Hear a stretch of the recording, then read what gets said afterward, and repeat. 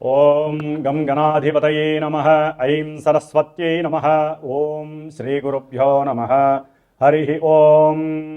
శరదిందు సమాకారే పరబ్రహ్మస్వరూపిణే వాసరాపీఠనిలయే సరస్వతీ నమోస్తుతే.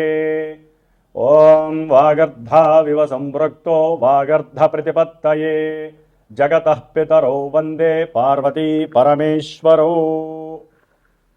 వీక్షిస్తున్నటువంటి ప్రేక్షకులందరికీ కూడా ఈ యొక్క డిసెంబర్ మాసంలో 16వ తేదీన రవి తన యొక్క రాశిని మార్చుకుంటూ వృశ్చిక రాశిలోంచి ధనస్సు రాశిలోకి సంక్రమించేటటువంటి సమయము పుష్యమాసముగా మనము చాలా విశేషమైనటువంటి పండగగా భావిస్తాము. ముఖ్యంగా వైష్ణవ సాంప్రదాయంలో అటు వెంకటేశ్వర స్వామి వారికి, సీతారామచంద్రమూర్తికి, అలాగే కృష్ణుడికి, హనుమంతుల వారికి చాలా విశేషమైనటువంటి పండగగా చేసేటటువంటి మాసము ఈ యొక్క పుష్యమాసము. గోదాదేవిని కూడా చాలా విశేషంగా అర్చిస్తూ భగవంతుడికి సమస్త మానవాళి అంతా కూడా, సమస్త జీవులన్నీ కూడా సుఖంగా ప్రశాంతంగా ఈ భూమి మీదకి వచ్చినందుకు పూర్వజన్మల్లో చేసుకున్నటువంటి పుణ్యఫలాలన్నీ కూడా రావాలని ఆశిస్తూ ఎన్నో శ్లోకాలు, స్తోత్రాలు, మంత్రపఠనాలతో, ధూప దీప నివేదనలతో, ఉపవాస దీక్షలతో, అలాగే ఉదయాన్నే చక్కగా బ్రాహ్మీ ముహూర్తానికే నిద్రలేచి చాలామంది, ఎక్కువ శాతం మంది మన యొక్క ఈ భరతఖండంలో సనాతన ధర్మాన్ని ఆచరించేటటువంటి ప్రతి వ్యక్తి, ప్రతి కుటుంబము కూడా చాలా ఆనంద పారవస్యముతో జరుపుకునేటటువంటి పండుగ దినము ఈ యొక్క దినములు పుష్యమాసము.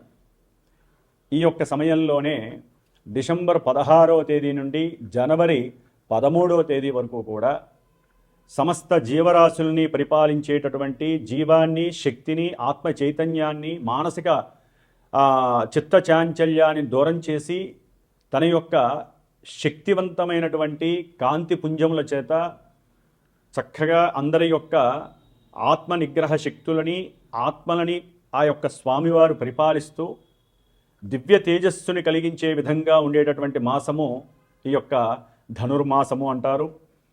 సూర్యుడు ధనస్సు సంక్రమణం ఈ నెల డిసెంబర్ 16వ తేదీన మూలా నక్షత్రంలో ఆయన సంచరిస్తాడు. దాదాపుగా ఒక 13 రోజులు.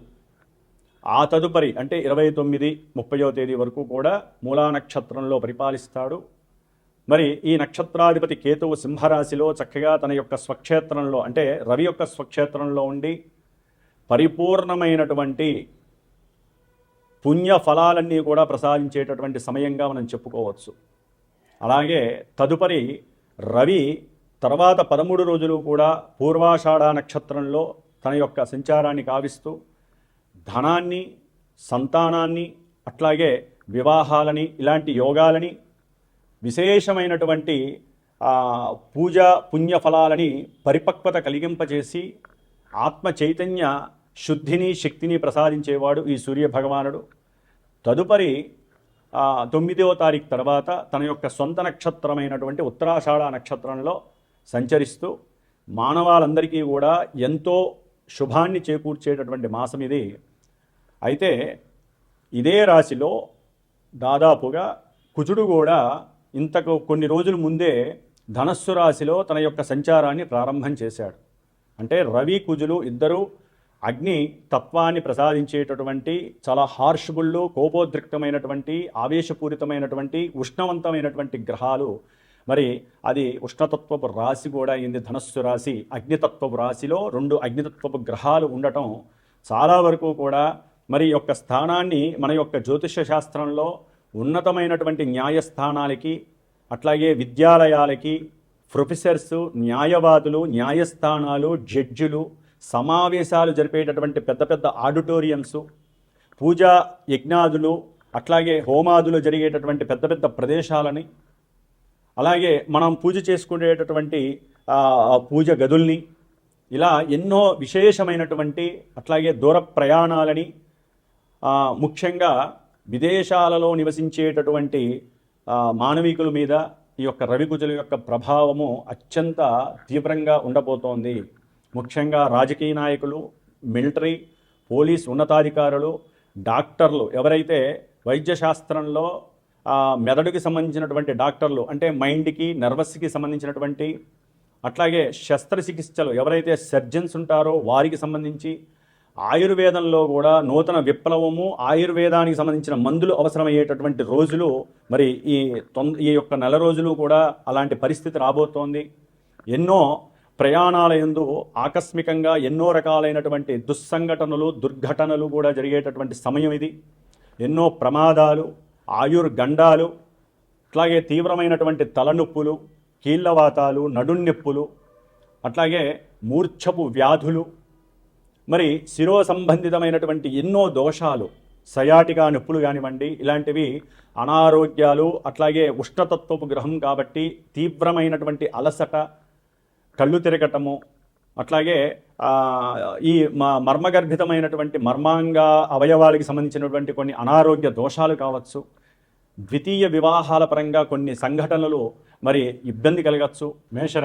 మేషరాశి వారికి ఈ యొక్క డిసెంబర్ 16 నుంచి జనవరి 13 వరకు కూడా తృతీయంలో ఉన్నటువంటి గురుడు, అట్లాగే 12వ భావంలో ఉన్నటువంటి శని భగవానుడు, 5లో ఉన్నటువంటి కేతువు, అట్లాగే 9వ స్థానం భాగ్యస్థానంలో ఉన్నటువంటి రవి కుజుల యొక్క దోషము, తదుపరి బుధుడు కూడా ఈ నెలలో వస్తారు కాబట్టి వారి యొక్క దోషము. అంటే ఈ గ్రహాల యొక్క దోషము వలన వీరు అనుకున్నటువంటి కార్యాలయందు చాలా ఆలస్యము కలగటం, దాని వలన వీరిలో చేయాలనేటటువంటి కుతూహలత తగ్గిపోవటము, బంధుమిత్రాదులతో ఎడదగనటువంటి ఎన్నో రకాలైనటువంటి వాగ్వాదాలు జరగటము, వీరు ఒకటి తలిస్తే ఇంకొక కార్యక్రమము జరగటము, దాని ద్వారా వీరికి వచ్చేటటువంటి లాభాలన్నీ కూడా నష్టాలుగా వీరికి కలగడము, పెట్టినటువంటి పెట్టుబడులు ఏదైనా కొంతమంది విద్యాలయాల పరంగా కానీ, లేకపోతే ఎడదగినటువంటి కొన్ని కోర్టు కేసులు ఉంటాయి. అంటే భార్యాభర్తల పరంగా కావచ్చు, చదువుల పరంగా కావచ్చు,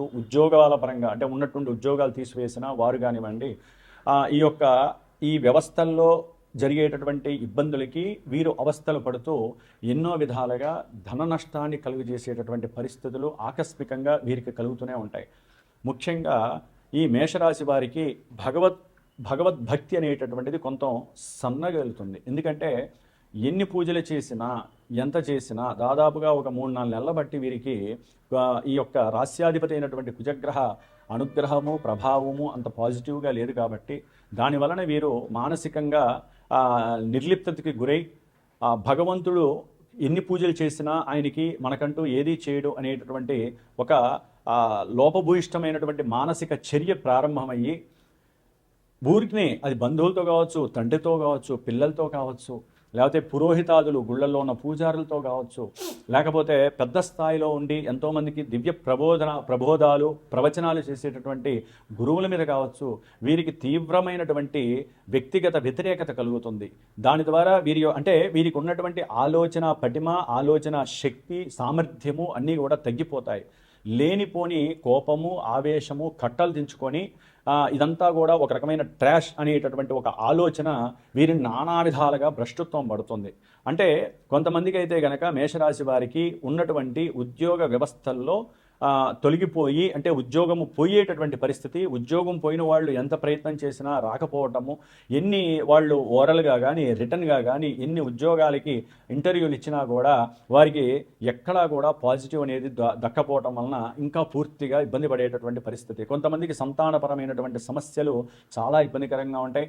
భార్యాభర్తల మధ్య అయితే కనుక ఈ దైవపరమైనటువంటి కుటుంబపరమైనటువంటి విషయాలలో కొంత సంతృప్తిగా ఉండే అవకాశం ఉన్నప్పటికీ ఈ యొక్క గ్రహస్థితి వేరే గ్రహస్థితి బాలేకపోవడం వలన కొంతమందికి అయితే కుటుంబంలో వచ్చినటువంటి అలజడికి ద్వితీయ వివాహం చేసుకోవాలనే ఆలోచనలు కలిగే అవకాశం ఉంటుంది.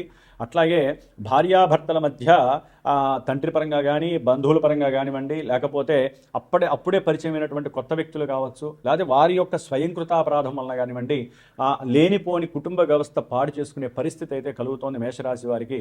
కాబట్టి వీరు ఎక్కువగా సుబ్రహ్మణ్య అష్టకాన్ని లేకపోతే విష్ణు సహస్రనామ పారాయణని రోజు చక్కగా చదవండి. హనుమంతుల వారి యొక్క ఆరాధన చేయండి. ఏలినాడి శని దోషం అనేటటువంటిది మిమ్మల్ని ఇంకా ఇబ్బంది పెడుతూనే ఉంటుంది. అనుకున్న కార్యాలయందు మీరు ఏదో కొత్తగా సృష్టించాలి, కొత్త ప్రపంచాన్ని నేను చూడాలి అనేటటువంటి ఆలోచనలు, ఉన్నతమైనటువంటి విద్య చదవాలనుకునే వాళ్ళకి కొంత భంగము పడేటటువంటి పరిస్థితి కలుగుతుంది. అంటే వీరు అనుకున్నటువంటి విద్యాలయాలలో సరైనటువంటి సీటు దొరకపోవటం వలన, వీరికి సపోర్ట్ లేకపోవడం వలన, ఆర్థిక పరంగా కావచ్చు, తండ్రి పరంగా కావచ్చు, అన్నదమ్ముల పరంగా కావచ్చు, సపోర్ట్ లేకపోవడం వలన వీరికి కొన్ని ఇబ్బందులు తారసపడే అవకాశం ఉంటుంది. అట్లాగే ఎవరైనా సరే గృహాన్ని ఉన్నతంగా తీర్చిదిద్దుకోవాలి, ఉన్నతమైనటువంటి గృహాలు నిర్మించాలి, లేదా ఒక మంచి పెద్ద స్థలాన్ని కొనాలి, అప్పు చేసైనా సరే మనకున్నటువంటి గృహ నిర్మాణము, గృహంలో నివసించాలనేటటువంటి ఆ యొక్క కోరిక కొంచెం వారికి వెనకపడే అవకాశాలు ఎక్కువగా ఉన్నాయి. బ్యాంకుకి సంబంధించినటువంటి వాళ్ళు మిమ్మల్ని ఎక్కువగా ఇబ్బంది పెట్టడము, అంటే మీరు మీ పిల్లల పరంగా చేసినటువంటి అప్పులని తీర్చమని చెప్పి కాస్త మీకు ఫోర్స్ ఎక్కువ రావటము, అక్కడ విదేశాల్లో ఉన్నటువంటి వారికి ఉద్యోగాలు లేక నానా భీభత్సమైనటువంటి పరిస్థితి కలగటం వలన ఇక్కడ వీరు తల్లిదండ్రులు ఇబ్బంది పడే పరిస్థితి కూడా కలుగుతోంది. అట్లాగే కొంత గవర్నమెంట్ పరమైనటువంటి, ప్రభుత్వ పరమైనటువంటి ఇబ్బందులు కూడా మిమ్మల్ని ఇబ్బంది పెడతాయి. దాని ద్వారా అవసరం లేకుండా మీరు ఒక్కోసారి కోర్టుకు వెళ్లాల్సి వస్తుంది, లేకపోతే ఒక్కోసారి పోలీస్ స్టేషన్కి వెళ్లాల్సి వస్తుంది. అది సంతానపరంగా కావచ్చు, తండ్రి చేసిన పొరపాట్ల వలన కావచ్చు, అప్పుల పరంగా కావచ్చు, అట్లాగే ఆరోగ్యపరంగా కొన్ని సమస్యలు రావటం ద్వారా ఊరికినే హాస్పిటల్స్కి వెళ్ళటము, ధనాన్ని ఖర్చు పెట్టుకోవటము, రావటము, ఇట్లా ఎన్నో రకాలైనటువంటి సమస్యల మధ్య మేషరాశి వారికి కొంత అగాధమనే చెప్పుకోవాలి. ఒక్క శుక్ర భగవానుడు ప్రెజెంట్ ఇప్పుడు కానివ్వండి, తదుపరి ఈ డిసెంబరు 20 తర్వాత నుంచి కానివ్వండి, ఉన్నంతలో శుక్రుడు బాగున్నాడు కాబట్టి ఆర్థికంగా తండ్రి వలన కావచ్చు, లేదా కుటుంబ పరంగా, భార్య పరంగా, వ్యాపార పరంగా ఏదైనా కొంత ధనము వీరికి చక్కగా కలిసి వచ్చే అవకాశం ఉంటుంది. అట్లాగే ఈ పట్టు పరిశ్రమలు ఉంటాయి, అంటే వస్త్ర వ్యాపారులు కావచ్చు, జ్యువెలరీ వ్యాపారస్తులు కావచ్చు, ప్రయాణాలకు సంబంధించి ఉంటాయి, ట్రాన్స్పోర్ట్ బిజినెస్కి సంబంధించిన వాళ్ళు కావచ్చు, ఎన్నో ఇబ్బందులు ఉన్నప్పటికీ ఆర్థికంగా కొంత వెసులుబాటు కలిగేది ఒక్క శుక్ర భగవానుడు వల్లనే. మిగతా గ్రహాలన్నిటికీ తప్పనిసరిగా మీరు దీపారాధనలు, స్తోత్ర పారాయణలు చేయండి. వీలుంటే నవగ్రహ పాశుపత దివ్య రుద్ర హోమాన్ని కానీ, అభిషేకాన్ని కానీ చేయించుకోవడానికి ప్రయత్నం చేయండి. అట్లాగే నవధాన్యాలన్నీ కూడా చక్కగా నానబెట్టి లేకపోతే పిండి చేసి గోమాతకి బెల్లం వేసి తినిపించగలిగితే ఈ నవగ్రహ దోష పరిహారం జరుగుతుంది. ఓం నమో నారాయణాయ నమః.